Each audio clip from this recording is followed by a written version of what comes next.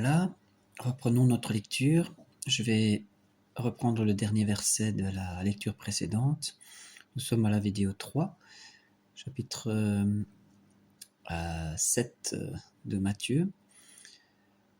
Et il arriva, quand Jésus eut achevé ses discours, que les foules étaient vivement frappées de son enseignement.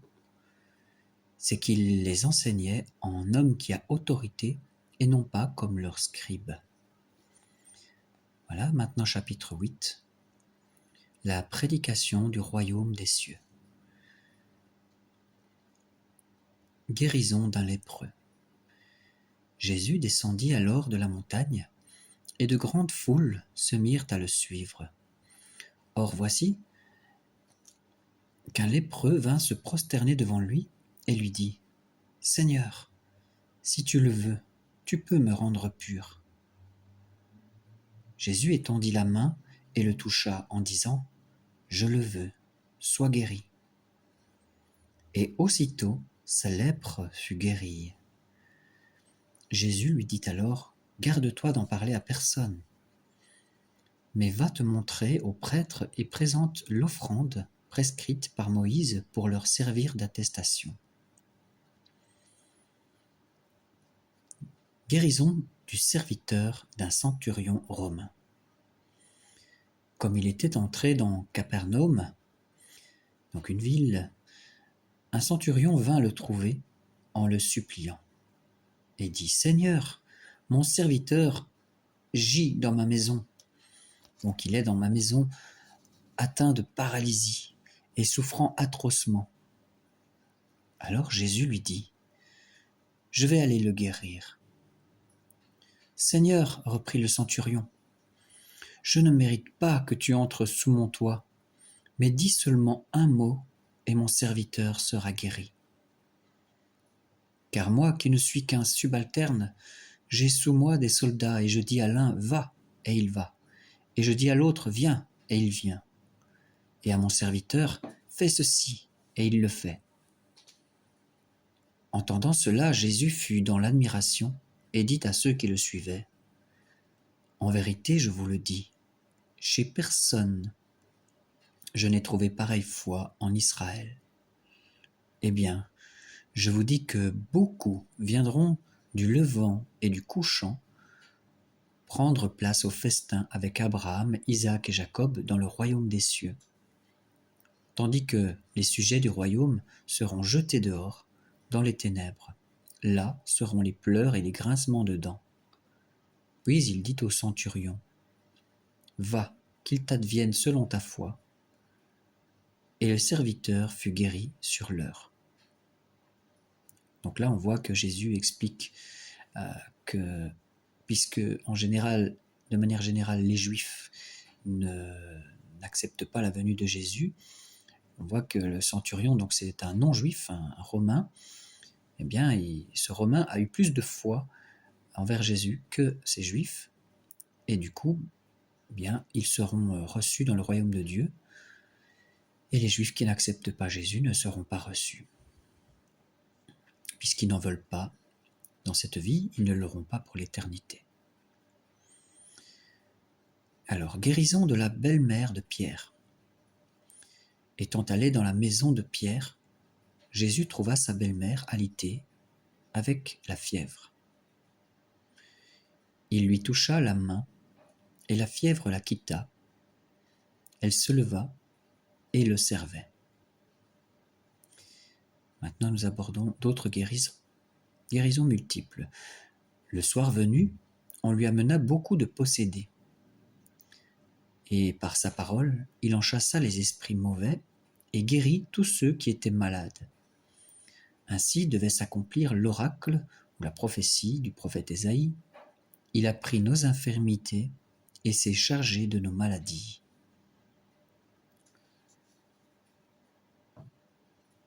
Se voyant entouré de grandes foules, Jésus donna l'ordre de s'en aller sur l'autre rive. Un scribe, s'approchant alors, lui dit : « Maître, je te suivrai où que tu ailles. » Jésus lui répondit : « Les renards ont des tanières, et les oiseaux du ciel ont des nids, Mais le Fils de l'homme, lui, n'a pas où reposer la tête. Le Fils de l'homme, c'est Jésus. Un autre d'entre les disciples lui dit « Seigneur, permets-moi d'abord de m'en aller enterrer mon Père. » Mais Jésus lui réplique « Suis-moi et laisse les morts enterrer leurs morts. » Puis Jésus monta dans la barque, suivi de ses disciples. Survint alors dans la mer une agitation si violente que la barque était couverte par les vagues. Et lui, cependant, il dormait. S'étant donc approchés, ils le réveillèrent en disant « Au secours, Seigneur, nous périssons !» Il leur dit « Mais pourquoi avez-vous peur, gens de peu de foi ?» Alors, se dressant, donc se mettant debout, il menaça les vents et la mer, et il se fit un grand calme. Saisis d'admiration, ces hommes se dirent alors « Mais quel est celui-ci, que même les vents et la mer lui obéissent ?»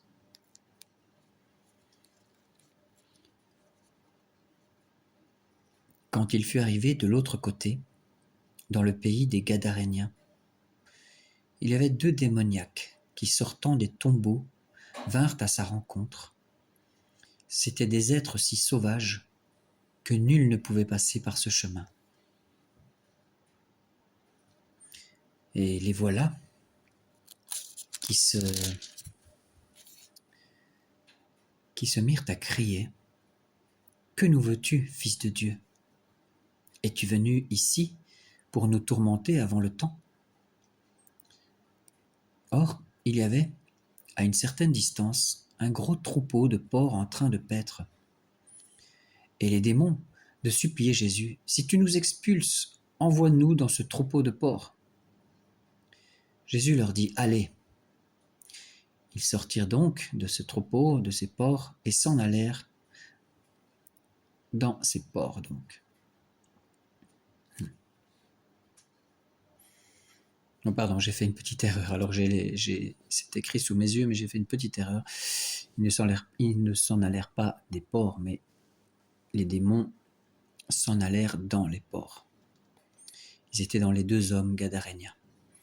Et maintenant, les voilà que Jésus les envoie dans les porcs, et du haut de l'escarpement, tout le troupeau se précipita dans la mer, où il périt sous les flots. Les gardiens prirent la fuite et s'enfuirent à la ville rapporter toute cette affaire, avec la guérison des démoniaques. Et là-dessus, toute la ville se porta au-devant de Jésus. Et dès qu'ils le virent, ils le prièrent de quitter leur territoire. Guérison d'un paralytique. S'étant embarqué, il passa l'eau et vint dans sa ville. Or, voici qu'on lui apportait un paralytique étendu sur un lit. Jésus, voyant leur foi, dit au paralytique « Confiance, mon enfant, tes péchés sont remis. » Quelques scribes se dirent par devers eux « Celui-là blasphème. » Mais Jésus, connaissant leurs sentiments, dit « Pourquoi ces mauvais sentiments dans vos cœurs ? Quel est donc le plus facile, de dire « Tes péchés sont remis » ou « pardonnés » ou de dire « Lève-toi et marche » ? Eh bien, pour que vous sachiez que le Fils de l'homme a le pouvoir sur la terre de remettre les péchés, lève-toi, dit-il alors au paralytique, prends ton lit et va chez toi. Et il se leva et s'en alla chez lui. À cette vue, les foules furent saisies de crainte et rendirent gloire à Dieu d'avoir donné un tel pouvoir aux hommes. Étant sorti, Jésus vit en passant un homme assis au bureau de la douane. Son nom était Matthieu. Il lui dit « Suis-moi ». Et se levant, il le suivit. Comme Jésus était à table dans la maison, voici que beaucoup de publicains et de pécheurs vinrent se mettre à table avec Jésus et ses disciples. Donc des publicains et des pêcheurs, donc ce ne sont pas des pêcheurs de poissons, ce sont des publicains et des pêcheurs, c'est-à-dire des gens de mauvaise vie. Ils vinrent se mettre à table avec Jésus et ses disciples. Mais ce qu'ayant vu, les pharisiens disaient à ses disciples, « Mais pourquoi votre maître mange-t-il avec les publicains et les pécheurs ?» Mais lui, qui avait entendu, répliqua, « Ce ne sont pas les gens bien portants qui ont besoin de médecins, mais les malades. Allez donc apprendre le sens de cette parole. C'est la miséricorde que je désire, et non le sacrifice. En effet, je ne suis pas venu appeler les justes, mais les pécheurs. »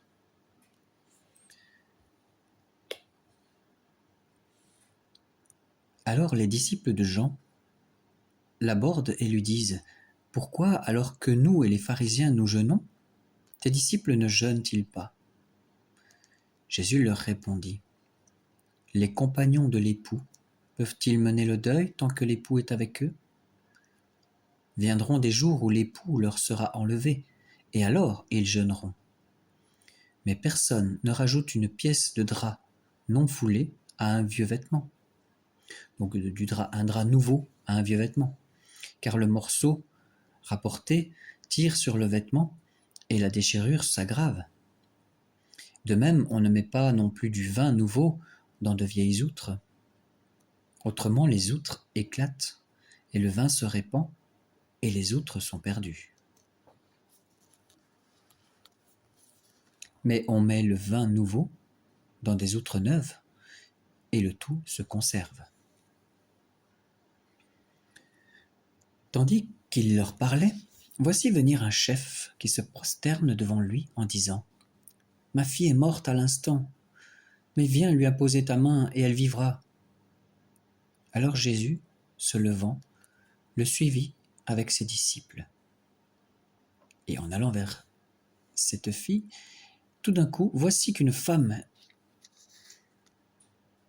hémorroïse depuis 12 ans, donc c'est-à-dire qu'elle avait des problèmes de sang apparemment, s'approcha par derrière et toucha la frange de son vêtement, de son manteau.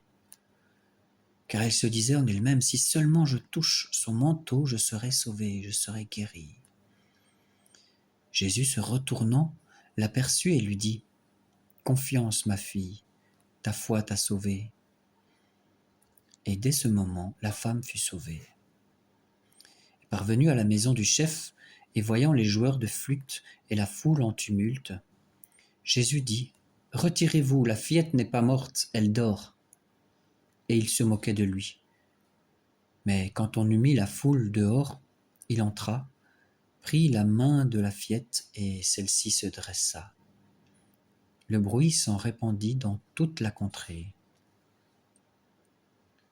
Et comme Jésus s'en allait, 2 aveugles le suivirent, qui criaient « Aie pitié de nous, fils de David !» Jésus étant arrivé à la maison, les aveugles l'abordèrent, et il leur dit, « Croyez-vous que je puisse faire cela ?» « Oui, Seigneur, lui disent-ils. » Alors il leur toucha les yeux en disant, « Qu'il vous advienne selon votre foi. » Et leurs yeux s'ouvrirent.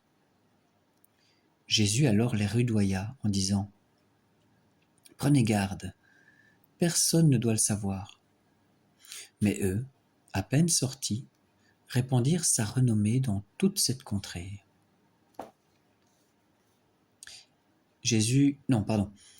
Il n'était pas plus tôt sorti qu'on lui présenta un possédé muet, donc il au pluriel avec ses disciples. Donc.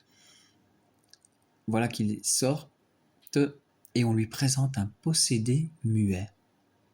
Le démon fut expulsé et le muet parla. Les foules émerveillées s'écriaient, « Jamais on n'a vu pareille chose en Israël. » Mais les pharisiens disaient, « C'est par le prince des démons qu'il expulse les démons. » Et Jésus parcourait toutes les villes et les bourgades, enseignant dans leurs synagogues, proclamant la bonne nouvelle du royaume et guérissant toute maladie et toute langueur. À la vue des foules, il en eut pitié, car ces gens étaient las et prostrés comme des brebis qui n'ont pas de berger. Donc fatigués et lassés comme des brebis qui n'ont pas de berger.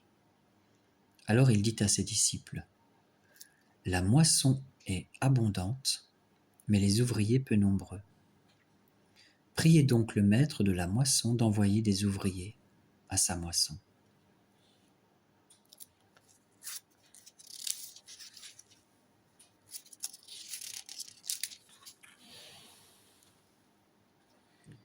Voici les noms des 12 apôtres. En tête, Simon, que l'on appelle Pierre, avec André, son frère, puis Jacques, fils de Zébédée, avec Jean, son frère, Philippe et Barthélemy, Thomas et Matthieu le publicain, Jacques, fils d'Alphée, et Thaddée, puis Simon le zélé ou le zélote, et Judas Iscariote, celui-là même qui le livra ou qui le trahit. Ces 12, Jésus les envoya en mission avec les recommandations suivantes. Ne prenez pas le chemin des païens et n'entrez pas dans une ville des Samaritains. Allez plutôt vers les brebis perdues de la maison d'Israël. Chemin faisant, proclamez que le royaume des cieux est tout proche. Guérissez les malades, ressuscitez les morts, purifiez les lépreux, expulsez les démons. Vous avez reçu gratuitement, donnez gratuitement. Ne vous procurez ni or, ni argent, ni menu monnaie pour vos ceintures, ni besace pour la route, ni de tunique, ni chaussures, ni bâton, car l'ouvrier mérite sa nourriture. En quelque ville ou village que vous entriez, faites-vous indiquer quelqu'un d'honorable et demeurez chez lui jusqu'à votre départ. En entrant dans sa maison, saluez-la. Si cette maison en est digne, que votre paix descende sur elle. Si elle ne l'est pas, que votre paix vous soit retournée. Et si l'on refuse de vous accueillir et d'écouter vos paroles, sortez de cette maison ou de cette ville en secouant la poussière de vos pieds. En vérité, je vous le dis, au jour du jugement, le pays de Sodome et de Gomorrhe aura un sort moins rigoureux que cette ville. Il faut savoir que Sodome et Gomorrhe avaient été jugés radicalement car il y avait de la sodomie dans cette ville. Il y avait des choses graves qui s'étaient passées. Et ici, Jésus dit que ces villes où il envoie ses disciples, s'ils n'acceptent pas l'évangile, seront jugés plus sévèrement que Sodome et Gomorrhe. C'est dire l'importance de la bonne nouvelle et l'urgence que les gens d'aujourd'hui et les gens de l'époque de Jésus ont d'accueillir la bonne nouvelle.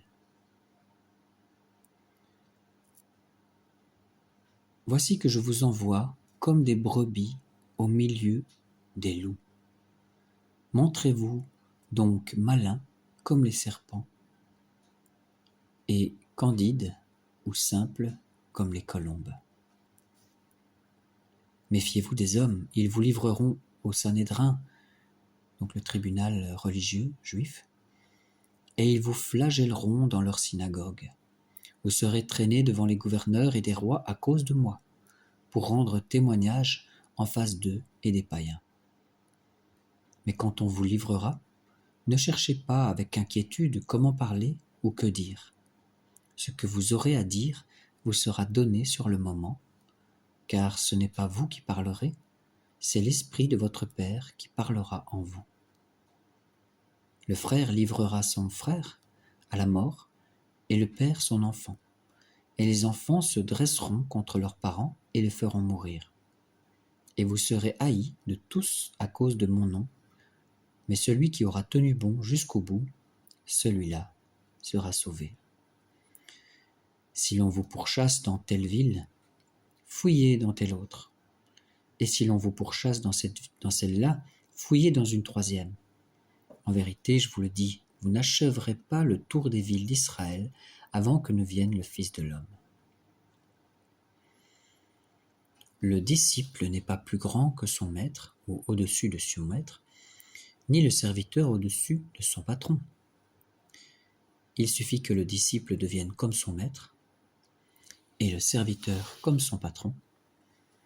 Et du moment qu'ils ont traité de Belzéboul, le maître de maison, c'est-à-dire de Satan, ils ont dit que Jésus faisait ses miracles par Satan, eh bien, s'ils disent ça du maître, eh bien, ils le diront aussi de ses disciples, de sa maison, c'est-à-dire des gens de sa maison, c'est-à-dire ses serviteurs. N'allez donc pas les craindre, non. Rien ne se trouve voilé qui ne doive être dévoilé. Rien de caché qui ne doive être connu. Ce que je vous dis dans les ténèbres, dites-le au grand jour. Et ce que vous entendez dans le creux de l'oreille, proclamez-le sur les toits. Ne craignez rien de ceux qui tuent le corps, mais ne sauraient tuer l'âme. Craignez plutôt celui qui peut perdre dans la géhenne à la fois l'âme et le corps. Est-ce qu'on ne vend pas 2 passereaux pour un sou ou pour un as? C'était la monnaie de l'époque. Et pas un de ces passereaux ou de ces petits oiseaux ne tombe au sol sans que votre Père le sache. Et vous donc, vos cheveux même sont tous comptés. Aussi, soyez sans crainte, car vous valez mieux, vous, qu'une multitude de passereaux. Quiconque se déclarera pour moi devant les hommes, à mon tour je me déclarerai pour lui devant mon Père, qui est dans les cieux. Mais celui qui me reniera devant les hommes, à mon tour je le renierai devant mon Père, qui est dans les cieux. Jésus cause des dissensions. N'allez pas croire que je sois venu apporter la paix sur la terre. Je ne suis pas venu apporter la paix, mais l'épée, le glaive, ça veut dire la séparation entre le bien et le mal. Car je suis venu opposer l'homme à son père, et la fille à sa mère, et la bru à sa belle-mère. On aura pour ennemis les gens de sa famille. C'est-à-dire, il y a des gens qui préféreront suivre leur propre penchant et vivre pour eux-mêmes et ne pas suivre Jésus. Et dans cette même famille, il y en aura qui voudront être fidèles à Jésus et obéir à sa loi d'amour et de justice et de paix, et il y aura un conflit. Qui aime son père ou sa mère plus que moi n'est pas digne de moi. Qui aime son fils ou sa fille plus que moi n'est pas digne de moi. Qui ne prend pas sa croix et ne vient pas à ma suite n'est pas digne de moi. Qui aura trouvé sa vie la perdra. Et qui aura perdu sa vie à cause de moi la trouvera. C'est-à-dire, qui aura gardé sa vie, c'est-à-dire dans le sens, ça rejoint ce que je disais ici, c'est que qui préférera vivre pour lui-même, eh bien il perdra son âme, il perdra sa vie. Mais qui aura servi le Seigneur, eh bien il sera sauvé et il aura la vie éternelle près de lui. Qui vous accueille, m'accueille. Et qui m'accueille, accueille celui qui m'a envoyé. Qui accueille un prophète en tant que prophète recevra une récompense de prophète. Et qui accueille un juste en tant que juste recevra une récompense de juste. Quiconque donnera à boire à l'un de ces petits riens qu'un verre d'eau fraîche, en tant qu'il est un disciple, en vérité, je vous le dis, il ne sera pas frustré de sa récompense.